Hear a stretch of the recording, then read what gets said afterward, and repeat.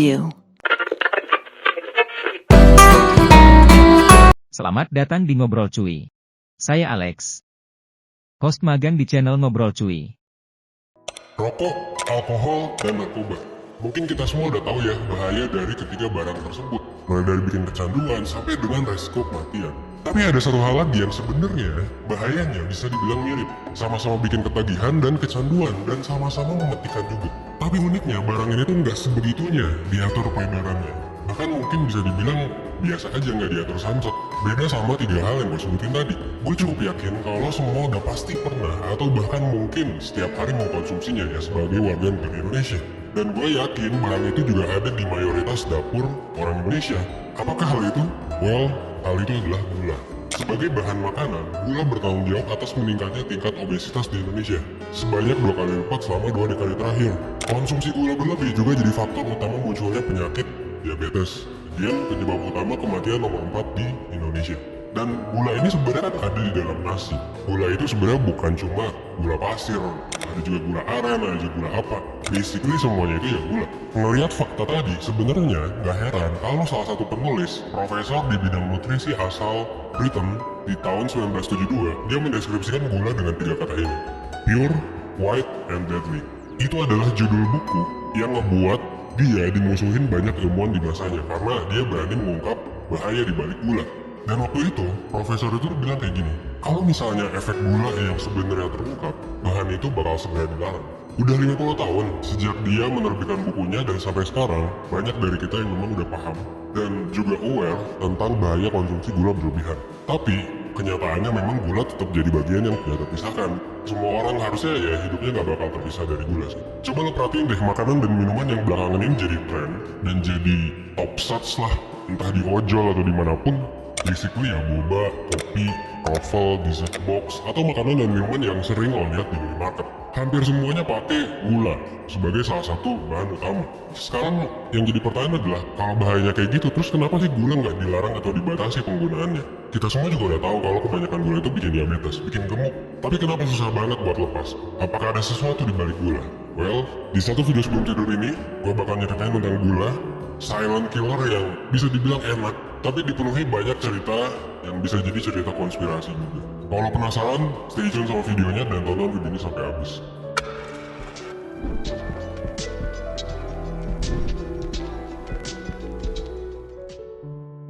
Gue mulai dengan sebuah pertanyaan. Kenapa sih ada orang yang nyiptain gula?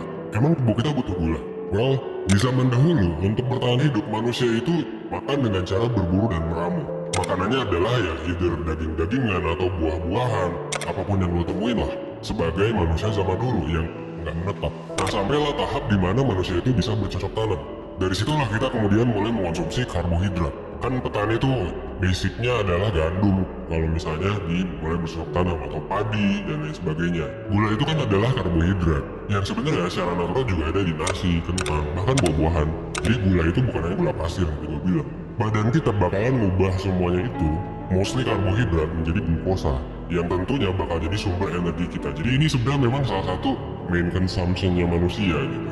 Jadi tubuh kita butuh gula dong. Well, iya dan tidak sebenarnya. Kenapa?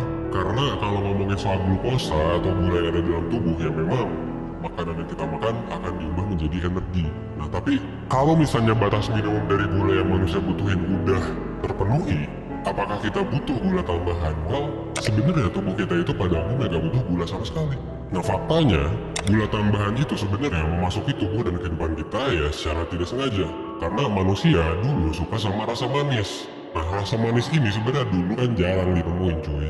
Sampai ada pada suatu titik manusia menemukan kalau tebu itu manis, menanam tebu juga jauh lebih simpel daripada bikin peternakan. Perlahan-lahan lezatnya tebu ini mulai terdengar dari asal daerahnya, New Guinea. Tebu akhirnya mulai nyebar ke negara-negara sekitar, kayak misalnya India dan lain sebagainya, sampai masuk ke Indonesia. India tercatat jadi negara pertama sebenarnya yang punya resep buat bikin gula 2500 tahun yang lalu. Dan resep itu akhirnya pelan-pelan menyebar ke wilayah Arab dan Mediterania. Karena wilayah itu dilakukan kolonialisme sama bangsa Eropa. Lama-lama bangsa Eropa juga ikutan suka dan ngebawa gula ke tempat asalnya. Nah di sanalah gula jadi barang yang bisa dibilang cukup langka, cukup mahal, dan cuma bisa dibeli bangsawan dan orang kaya.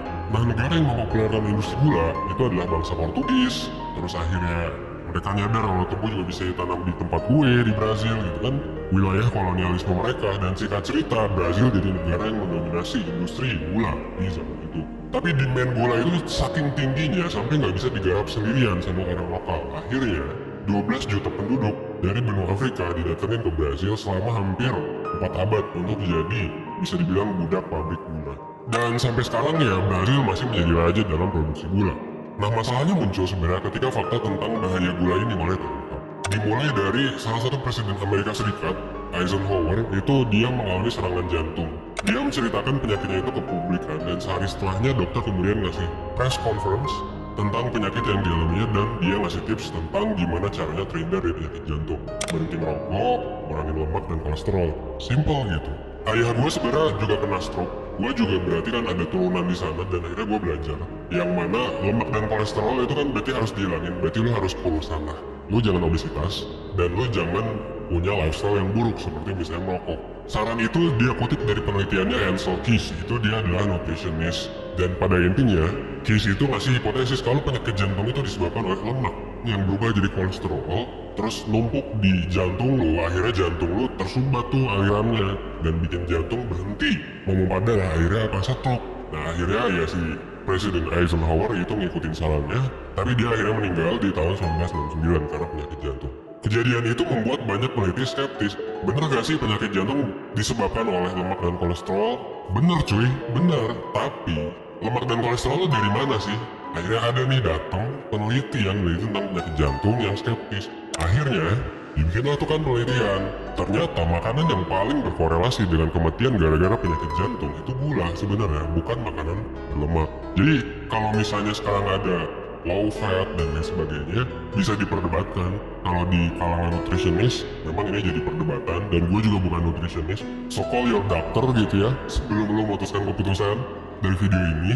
Tapi yang jelas kalau dari riset, dari buku yang gue baca, yang lebih bahaya itu gula sebenarnya daripada lemak. Sebenarnya kalau dibilang bahaya ya semua juga bahaya kalau kebanyakan, tapi memang ada orang yang makan brokoli kebanyakan terus jadi misalnya sakit gitu. Ya nggak juga, kalau kebanyakan bisa jadi sehat. Jadi ada beberapa makanan yang memang bagus, ada beberapa makanan yang memang kalau kebanyakan, meskipun sedikit kebanyakannya, itu jadi buruk. Nah menurut gua gula itu masuk ke sana. Jadi gula itu sama-sama bikin seorang punya potensi gede buat kena penyakit jantung.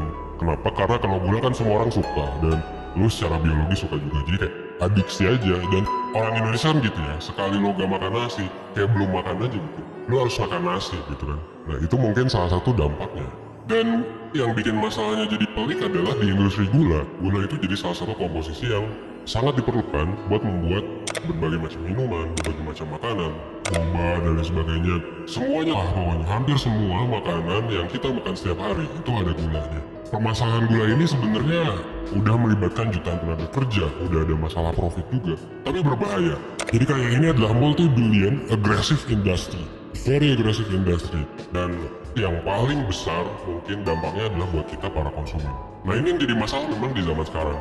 Di zaman sekarang masalahnya adalah bukan lagi lu nggak bisa dapat makanan, bukan lagi lu nggak bisa dapat informasi, tapi masalah sekarang adalah kebanyakan abundance, atau ya memang keberlimpahan dari sesuatu. Entah itu gula, entah itu informasi. Iya kan, kebanyakan informasi lu pusing, kebanyakan gula ya lu jadi gemuk, lu jadi ya banyak penyakit. Dan lu juga sekarang dihadapkan dengan berbagai macam iklan dan lain sebagainya. Akibatnya apa? Akibatnya ya pada akhirnya itu kesehatan kita. Kalau dalam konteks gula, kalau dalam konteks lain juga sama, kesehatan kita mungkin kesehatan mental dan lain sebagainya.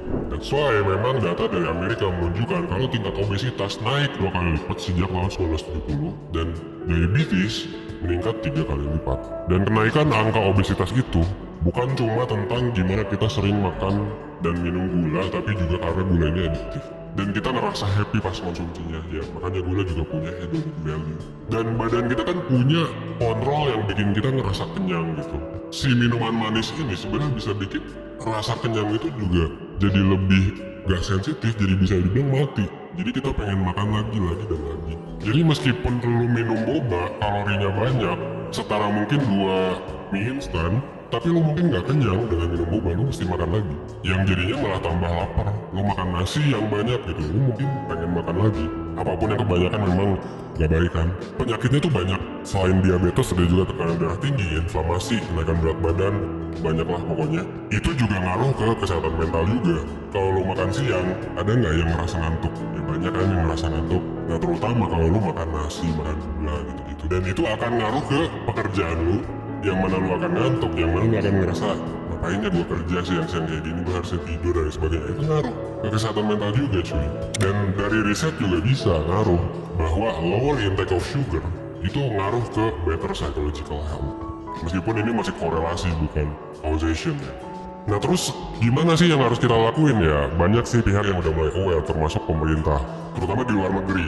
Ada pajak gula kalau di luar itu ya sejak tahun 2018 gitu. Misalnya kalau lu jualan gula lebih dari sekian gram, lebih 5 gram lu bayar pajak. Mungkin kecil tapi kayak ya sebenarnya at least ada usahanya lah gitu. Dan kalau perusahaan udah produksi jutaan liter gitu, aturan tuh ngaruh banget buat mereka.